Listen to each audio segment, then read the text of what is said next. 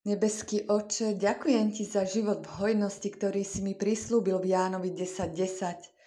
Tvoje slovo vyhlasuje, že kým nepriateľ prichádza kradnúť, zabíjať a ničiť, Ježiš mi prišiel dať život, a to život v hojnosti.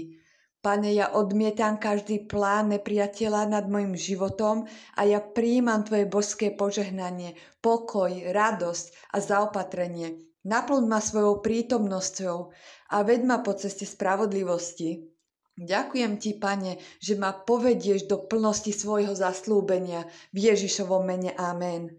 Ja vyhlasujem, že kráčam v hojnosti v živote, ktorý mi daroval Ježiš. Ja vyhlasujem, že nepriateľ nemá nado mnou žiadnu moc. Ja odmietam nedostatok, strach, chorobu alebo porážku. Ja prijímam Božie požehnanie, pokoj a prosperitu. Ja som pokrytá a chránená a kráčam v Božej priazni.